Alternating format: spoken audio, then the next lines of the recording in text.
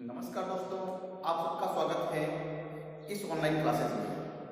और साथियों, आज हम पढ़ने जा रहे हैं बीएड द्वितीय वर्ष को लेकर। बीएड द्वितीय वर्ष के अंतर्गत आज का जो हमारा विषय है वो है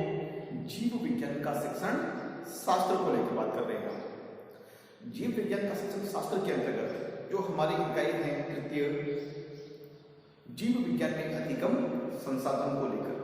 जीव विज्ञान में अधिगम संसाधन को लेकर हम बात करने जा रहे हैं। और इस इकाई के अंतर्गत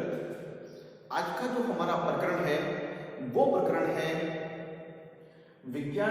जीव विज्ञान में शिक्षण अधिगम संसाधन को लेकर। जीव विज्ञान विषय को लेकर या बायोलॉजी विषय को लेकर उसमें शिक्षण अधिगम संसाधन, टीचिंग लर्निंग जो रिसोर्सेज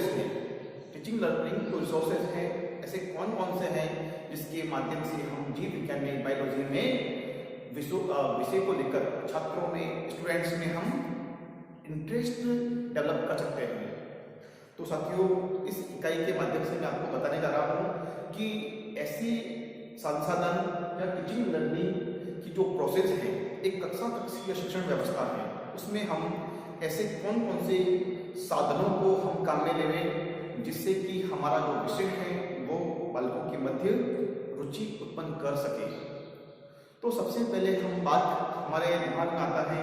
कि हम कैसे टीचिंग लर्निंग मटेरियल को काम में लें, टीचिंग लर्निंग एड्स को काम में लें, शिक्षण सहायक सामग्री को काम में लें। तो वो टीचिंग लर्निंग सहायक सामग्री को लेकर हम बात कर रहे हैं। तो हम सबसे पहले हमारे जो एक मस्तिष्क पटल पर या हम हमारे मस्तिष्क पर ऐसी एक इमेज उभरती है, इसको हम कहते हैं श्रव्य दृश्य संसाधन को लेकर। जैसे श्रव्य दृश्य सामग्री,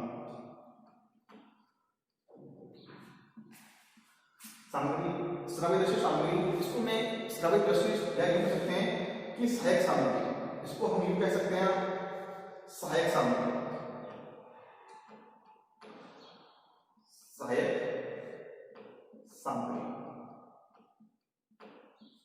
सहायक सामग्री इसको हम कह सकते हैं। तो साथियों, सहायक सामग्री से ऑडियो विजुअल जो एड्स हैं कैसे हैं। तो सबसे पहले साथियों मैं इस बारे में बात करना चाहूँगा कि ऑडियो विजुअल सामग्री के माध्यम से हम लोग बालकों को उससे किस प्रकार का मतलब लाभ प्राप्त होगा। सबसे पहले बालक जब किसी भी अवधारणा को, किसी भी कंसेप्ट को जो उनके सीखने के स्तर से थोड़ा सा कठिनाई है या कठिनाई आ रही है या कठिन पाठ्य सामग्री है, तो उसको अधिगम करने में, उसको लर्निंग करने में उन्हें समस्या आती है। तो ऐसी सामग्री को हम, इसी अवधारणा को, ऐसे कंसेप्ट को हम शिक्षण सहायक सामग्री ऑडियो विजुअल के माध्यम से यदि उसे हम बालकों के समक्ष उसका हम प्रेजेंटेशन करते हैं तो उससे क्या होगा विद्यार्थियों में कि एक तो अपनी ज्ञानेंद्रियों और दृश्येंद्रियों के माध्यम से जब बालक उसको देखेगा, सुनेगा, समझेगा, तो उसकी दो मतलब इंद्रियां वहां पर काम कर रही हैं। तो बालक उस जो एकाग्र चित्त होकर उस ऑडियो विजुअल के माध्यम से उस अवधारणा को समझने का प्रयास करेगा। तो इससे क्या होगा कि बालक बिल्कुल एक स्पष्ट रूप में, एक क्लियर रूप में वहां पर उस सामग्री को अधिगम करने में सक्षम होगा, समर्थ होगा। तो ऑडियो विजुअल के माध्यम से बालकों में हम किसी भी एक टफ सामग्री को या कठिन अवधारणा को हम समझाने में समर्थ हो सकते हैं। तो इसी लिए साथियों कि हमें जो शैक्षिक संसाधनों का महत्व हमारे लिए बहुत हो जाता है। और श्रव्य दृश्य जो माध्यम है उससे बालकों को सीखने सिखाने में एक प्रेरणा मिलती है, एक प्रोत्साहन मिलता है, जिससे कि बालक क्या कर सकते हैं कि अपने जो विषय को लेकर जो संबंधित जो परेशानी आ रही है उसके माध्यम से वो शीघ्र उन चीज़ों को सीख सकते हैं। जैसे कि मान लीजिए विज्ञान विषय की कोई अवधारणा है, मान लीजिए मुझे विज्ञान विषय में किसी हृदय की संरचना के बारे में मुझे समझाना है, हार्ट की स्ट्रक्चर के बारे में समझाना है कि वो किस तरह से कार्य प्रणाली है, किस प्रकार से कार्य करता है। तो मैं उसका चार्ट के रूप में उसका वर्णन लेके आऊँ, साथ में उसका जो ह्यूमन हार्ट है उसका कोई मॉडल तैयार कर सकूँ और उस मॉडल के माध्यम से या उसकी स्लाइड्स के माध्यम से या फिर ऐसे जो मतलब प्रेजेंटेशन के रूप में जो मतलब समझाई जाए कार्य प्रणाली और उसको वहाँ पर बालकों समक्ष पेश किया जाए, तो बालक उस सामग्री को देखकर वहाँ पर आराम से किसी एनिमेशन पिक्चर की तरह हो या फिर स्लाइड्स के रूप में हो, तो ऑडियो विजुअल दोनों साथ में होने चाहिए। तो बालक उस सामग्री को शीघ्रता से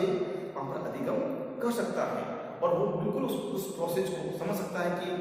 हृदय में कौन सी रक्त वाहिकाएं हैं, किस तरह से मतलब